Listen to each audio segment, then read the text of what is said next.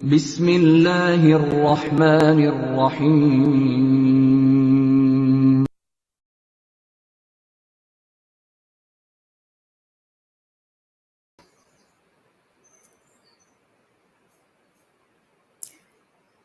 Assalamu alaikum and welcome to this lesson in the series Lessons in Islam. We have started off by looking at the differences between the beliefs of members of the Ahmadi and Islam or the Lahore Ahmadiyya community and our Sunni brothers. I want to start by reminding you, as I always do, that Hazrat Mirza Ghulam Ahmad believed that the Holy Prophet Muhammad was the last prophet. And after the Holy Prophet Muhammad, no prophet, old or new, may appear in the world. Hazrat Mirza Ghulam Ahmad claimed to be the Mujaddid of the 14th century, with the distinction that the Holy Prophet Muhammad gave him the titles of the Messiah and the Mahdi. And we believe that the Holy Quran is complete. Nothing is missing from it, and no verse of the Holy Quran is cancelled or abrogated. Further, in line with the instructions of the Holy Prophet Muhammad, everyone who prays as we do and eats our slaughter is to be regarded as a Muslim. And again, in the words of the Holy Prophet Muhammad, if one person calls another a heretic, and that person is a reciter of the kalima, then it is the caller who is the heretic. We make no pronouncements in this regard, but we invite you to follow the injunctions of the Holy Prophet Muhammad. For the last two lessons, in the last lesson, we started looking at some brothers' request, differences between the general beliefs of the Lahore Ahmadiyya community and the general Sunni Muslim community. And we got as far as, in the last lesson, 5 differences. Today, I want to complete this topic so that we can move on to something different next time by wrapping this up. There are many other things that can be said, but this will be sufficient as a starting. So today we are going to look at the belief of our Sunni Muslim brothers that some verses are actually missing from the non-Muslim Ahmadis believe that some verses are missing from the Holy Quran. However, now this number has been reduced to just 1. I used to say this about many other verses of the Holy Quran, but now it is restricted to 1, which is Ayat Rajam, or the verse of stoning a married adulterer And there were two sources for this claim. One has now been found to be fabrication, but the other one is a story related to Hazrat Umar, that this verse was in the Holy Quran and it was missed out and so on. Well, if it was missed out, then Hazrat Umar should have had it added. And these believe that the Holy Quran is complete. There is nothing missing from it. No verse of the Holy Quran is missing. And in support of our belief, we put forward two verses of the Holy Quran. First of all, chapter 6, verses 114 and 115. 614 says, Shall I then seek a judge other than Allah, when He it is who has sent down to you the book fully explained? And those whom we have given the book know that it is revealed by thy Lord with truth. So be not thou of the dispute. The next verse says, And the word of your Lord has been accomplished truly and justly. There is none who can change his words, and he is the hearer. So if something is missing, then someone has changed the divine. And then a further verse of the Holy Quran, chapter 5, verse 48 says, And we have revealed to you the book with the truth, verifying that which is before it of the book, and a guardian over it. So judge between them by what Allah has revealed, and follow not their low desires, etc., etc. It's a long verse. I only want to discuss the first part of it. So, we have revealed to you the book, and we are a guardian over it. So Allah is guarding this book to make sure that nothing is missing. This shows that if there is even a dot missing from it, then Allah's revelations have been changed.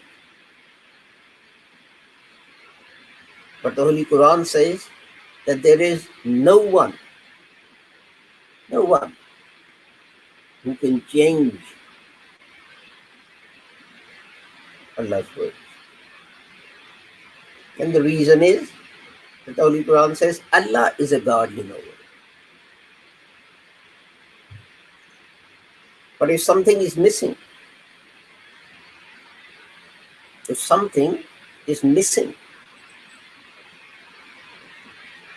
then that means that this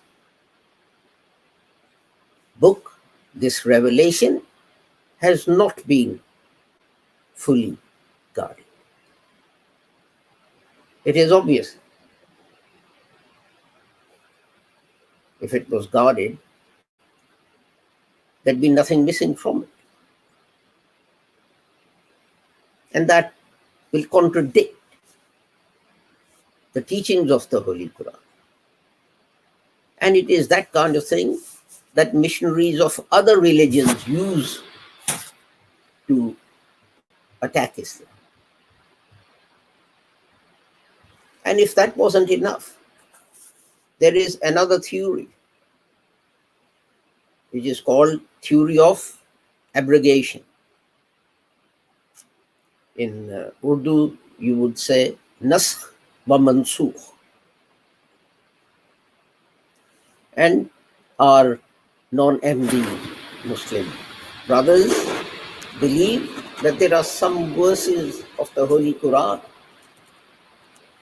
There are some verses of the Holy Quran which have been cancelled by other verses of the Holy Quran itself. Some say over 500 verses are abrogated. Can you see how dangerous and damaging such beliefs, such concepts are to the sanctity of God's revelation? One can pick any verse and say, well, something else is cancelled. Imam Ibn Kathir, in his discussion, he says that if you take the traditional, and we'll come to this later as well, if you take the traditional meaning of nas, then you can argue that thousands, yes, thousands of the verses of the Holy Quran have been cancelled, have been abrogated. The question then arises, if a verse is abrogated, then why is it in the Holy Quran? And then we have an even stranger theory, which states, well, some verses have their order abrogated, but their recitation is not abrogated. Other verses have their recitation abrogated. That's why they're not in the Quran, but the order remains. Forgive me for saying this, there can be nothing more nonsensical than this. So Imam Ibn Kathir says, I have investigated, and he does go to great lengths, page upon page upon page upon page of Tafsir Ibn Kathir. And he says, I have reduced the number of verses of the Holy Quran which were abrogated to, I think he says, 512. But still, that's a large number. And then Hazrat Shah Waliullah came along, and he took Hazrat Imam Ibn Kathir's work further, and he said that I've taken those 512 and I've investigated those, and there are only 7 verses which are abrogated. I'm speaking from memory here. So Hazrat Shah Waliullah Rahmatullah Alayhi says that only 7 are abrogated. A better explanation might be that there are 7 places where he hasn't been able to reconcile what the Holy Quran says with other parts of the Holy Quran. And then it was Hazrat Mirza Ghulam Ahmad who reduced this to 0. No verse of the Holy Quran is abrogated. As I said earlier, no verse of the Holy Quran is missing from it. And I'll give some examples. There are a lot of them. Abrogating verse, chapter 2, 184, that abrogates chapter 2, chapter 2, verse 185, abrogates chapter 2, 184. This is about fasting. And then chapter 2, verse 234, a verse that appears earlier, cancels a verse that comes later. Verse 240 of the same chapter. This is about divorce. Chapter 2, verse 285. Abrogates, cancels chapter 2, verse 284. And so it goes on and on and on. chapter 3, verses 85 and 6, and chapter 9, verse 73. They're abrogated by chapter 2, verse 62, chapter 2, verse 256, chapter 5, verse 69. This is about tolerance. This is how to live together in mutual harmony with other communities.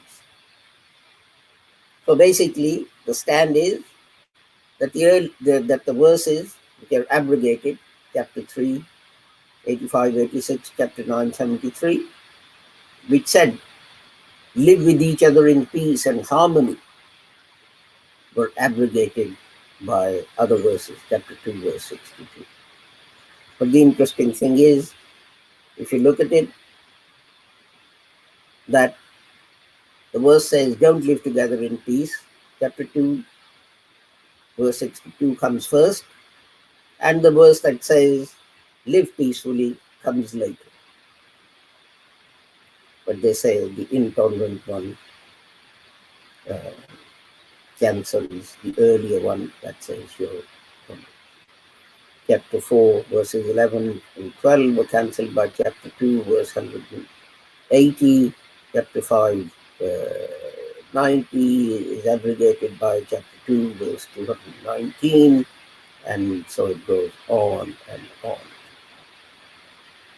And I noted these down simply as examples of what people say. Ahmadis, the Ahmadi movement, under the banner of the Holy Prophet Muhammad sallallahu alaihi wasallam, and under the banner of Hazrat Mirza Ghulam Ahmad, who was a general in the army of the Prophet Muhammad, totally, completely, wholeheartedly, without reservation, reject this idea that any verse of the Holy Quran is rejected. We believe that if we think there's a clash between one verse in one place in the Holy Quran and another verse in another place, then there is no contradiction in the Quran itself. It is our understanding that is weak. We are misunderstanding something. We are not understanding something correctly. We have not understood the Quran properly. We have failed to understand, or we have failed to grasp the concept, the context that the Holy Quran is putting forth. Hazrat Maulana Muhammad Ali, in his book, The Religion of Islam, which is like a mini encyclopedia of Islam, has completely demolished this theory of abrogation. It is very, very dangerous. In the United States, there is a small place called Fillmore County. And in its local newspaper, someone wrote an article. And this person said, when you speak to Muslims, they'll say, Islam is a religion of peace. So we should live together peacefully. And they will recite some verses of the Holy Quran to prove that this is so. Do not be deceived. He says, do not be deceived. Because Muslims believe in abrogation. And some verses of the Holy Quran abrogate these tolerant verses. But Muslims don't tell you this. He does have a point. If abrogation is true and it is believed, then it's only right that we say, well, yes, these verses are abrogated. End of story. But then you will have to admit that Islam is an intolerant religion and a religion of violence and terrorism, as is claimed by the West these days, as is claimed by many in the West these days. Next, we go on to the concept of jihad.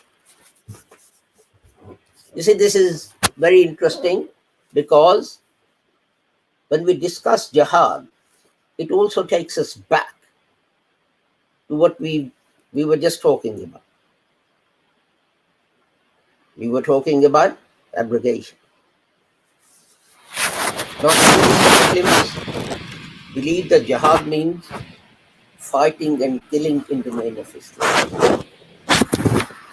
Fighting and killing in the name of Islam. Now, shortly after the Holy Prophet Muhammad passed away, passed away, I forget the name of the companion who was asked this question. Someone said to him, a young man, during the Prophet's time, you never missed an opportunity to go to jihad, go to fight. Why don't you do it now? Why do you always refuse? And this companion said, in the Holy Prophet's time, we conducted jihad because we fought for Allah's sake. You fight to grab more land. Listen to his words. He's putting forward the true conception of jihad. Islamic jurists first developed this, what is now called the classical doctrine of jihad, at the end of 18th century. And how did they develop it? What was the first thing to do? They used the theory of abrogation. Can you see the interrelated relationship? Why theory of abrogation was needed? Because Islam was a peaceful religion. It taught peace and tolerance. But those Muslim kings wanted to attack other people and grab their land and expand their empires. This could not be done. This could not be done in the presence of those verses of God. So, theory of restoration was used to say verses preaching peace are cancelled. They are abrogated. They subordinated verses emphasizing peace to those that said you must go out and fight. And what they further did was they divided the world into three parts. You had Darul Islam or Darul Salam, the house of Islam or the house of peace, that was one. And then you had Darul Haram,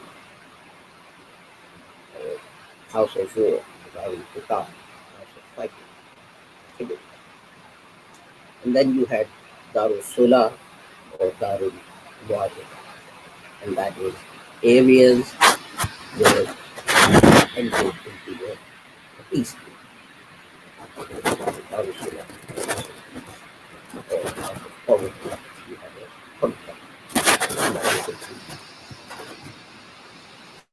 Ahmadis reject. Why do they reject it? Because they are not Quranic concepts.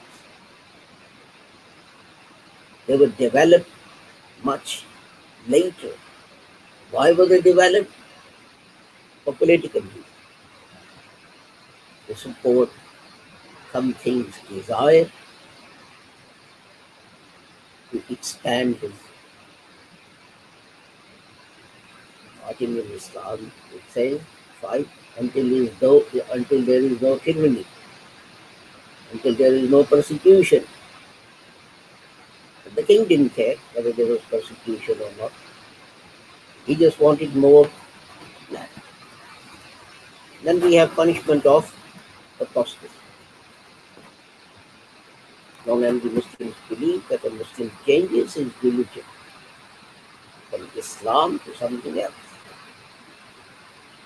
Then we give him an opportunity to come back to Islam, and if he doesn't, then he exits. Ahmadis reject this because this is against the teaching of God. Everyone should be free to follow whatever religion they want to follow or whatever way they want to live. We are only answerable to Allah and not to anyone else. The Quran says, La ikraha fid-din. There is no compulsion in it. Why is there? In fact, it says deen, which means not just religion, but the way you conduct your life, how you live. The Quran says, we made clear the right path and the right. We've given you guidance. You can do that. But if you want to follow the wrong path, that's up to you. La ikraha fid-din. There is no compulsion in how you conduct. In another place, Holy Quran says, O you who dispute or disagree or disbelieve in the message that Islam is putting forward, I can't convince you that this is the right. And you'll never be able to convince me that the way you live is the right. Well, in that case, you live your life, and we live our life, and I will live my life, we will live our lives, and then we leave it to God to do. It will become apparent at the end. He was right. And he was right. Like, the example I always give, a teacher tells a student, well, exams are coming, you should be knuckling down, burning the midnight oil to study whatever the exam is about, physics or chemistry or botany or whatever it may be, mathematics or English. But if the teacher can't convince the student, and the teacher says, well, okay, fair enough, I can't convince you.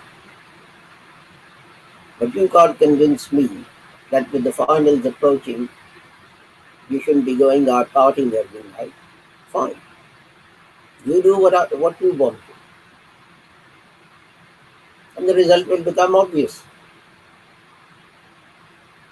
It is such an obvious statement of fact of the Holy Quran. And yet, despite that, our brothers say that anyone who leaves Islam, we completely reject Islam. And I end with briefly, because we've almost had our half hour, position of women. Non-Ahmadi Muslims believe that women are inferior to men, that if a wife does not obey her husband, he can beat her, and etc. and women are deficient in understanding and so on and so forth. We believe that men and women have the same rights. And the Holy Quran says both have the same rights against each other as long as they're exercised justly. And any differences that you might find solely reflect the different physical requirements of men. It's no different. It's no different from what the British do, which is women are allowed to take maternity. Men can't become pregnant. No point in arguing this is discrimination against men. I can't take maternity leave. Or you can't have a baby. Islam does exactly the same thing. Any differences that you see are solely there to reflect the physical needs of it has nothing to do with discrimination or anything else. So these are some of the differences, not all of them. These are some of the differences of understanding concepts between Ahmadi Muslims and non-Ahmadi Muslims, particularly our brother Ahl Sunnat wal Jamaa. In the next lesson, I will come to commonalities. What makes a person a Muslim, and whether both Ahmadis and Ahl Sunnat wal Jamaat, we both act upon those fundamentals which make a person a Muslim. I thank everyone for joining us for this lesson, and I request everyone to pray for our brothers from Dominican Republic and Florida who came up with this idea of these lessons shortly after joining the Jamaat. And in this regard, I especially want to mention our brother Abdullah, who's now back in Florida again. So may Allah keep everyone, regardless of religion, sect, caste, or creed, safe and sound and free from harm. Until we meet again next Sunday at the same time, 1 o'clock, 1300 hours, UK time. I take my leave of you. Assalamu alaikum, Khuda Hafiz, and goodbye.